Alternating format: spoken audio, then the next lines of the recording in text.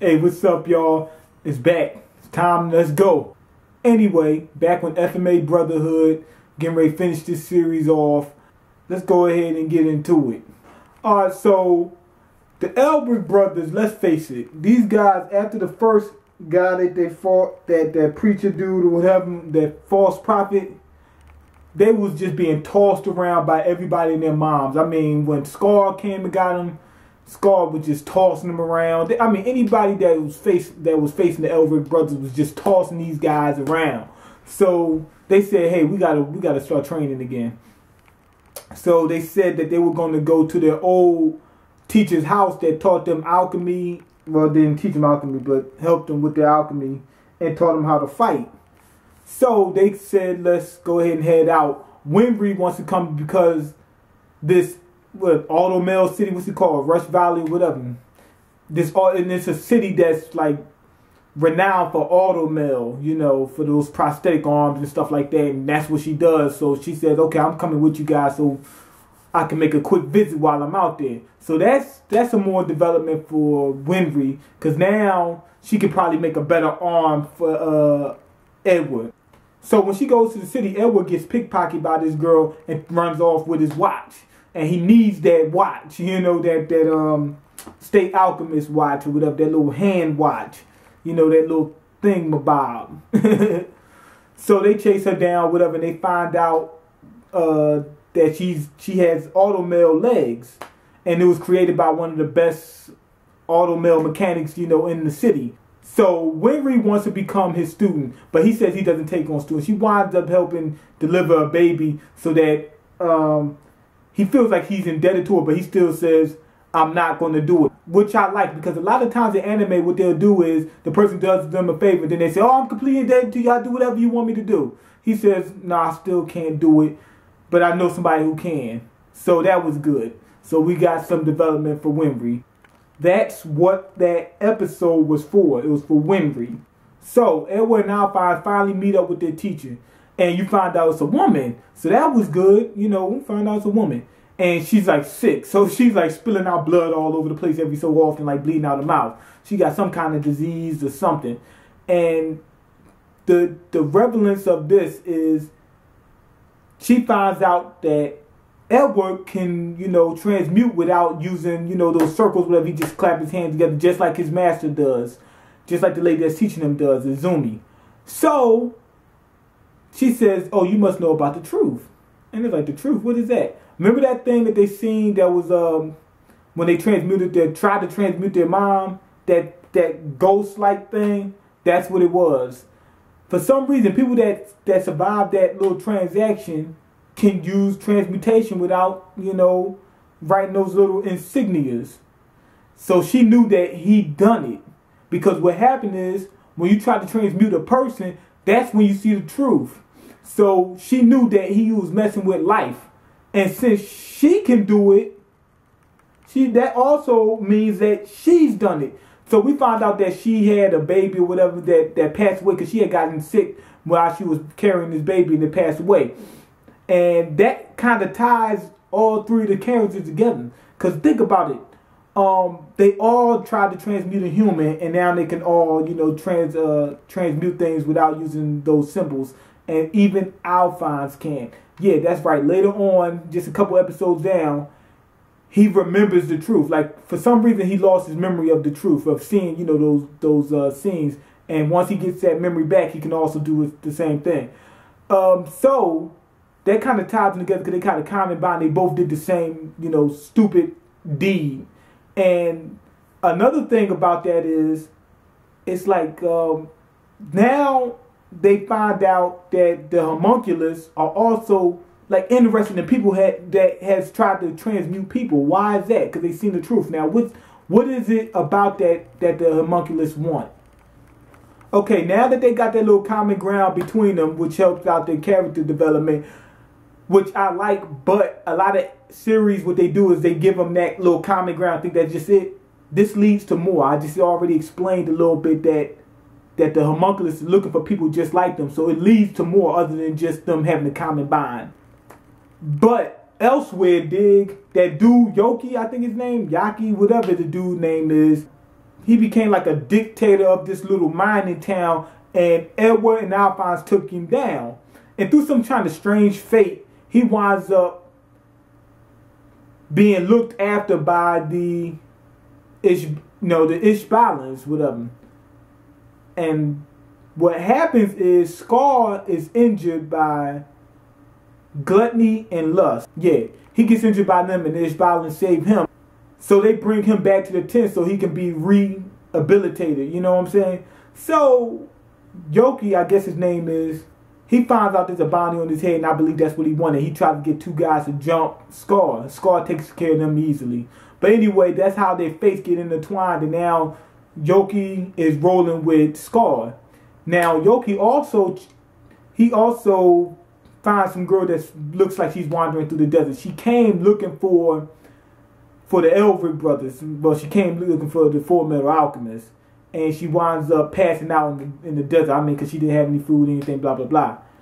And he finds her. Now, here's some more character development for Scar. Scar sees her, right?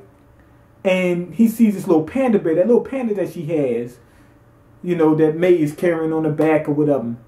And it looks like an abomination to me, because the thing looks like no other panda I've ever seen. So he goes to try to kill it. But he kind of pulls back a little bit, just enough time for May to turn around, and then he doesn't do it. Reason being, they're trying to show you that he's not pure evil.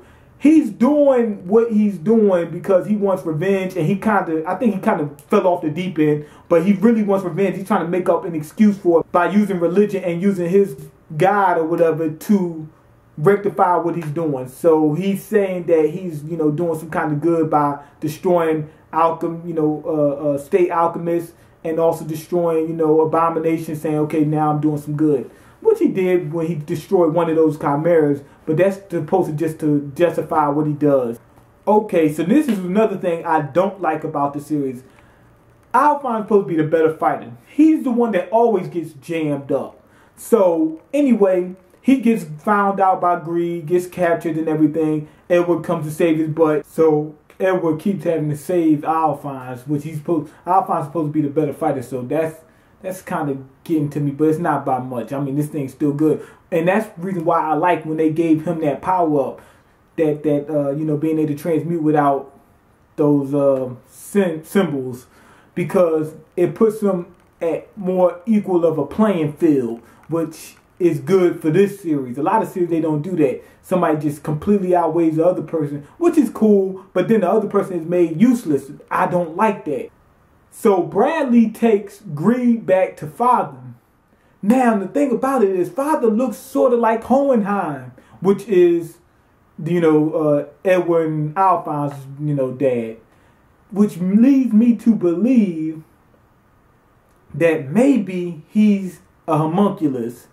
I know. Don't make me. Y'all guys probably already seen the series and know what he is. But I'm thinking that maybe he's in a homunculus because they look the same. I mean, well, they don't look exactly the same, but you could tell. The father looks like he's a little bigger than Hohenheim, and Hohenheim doesn't seem as built as the father does from what I've seen. But they both have the same beard, same color hair, everything. What's going on?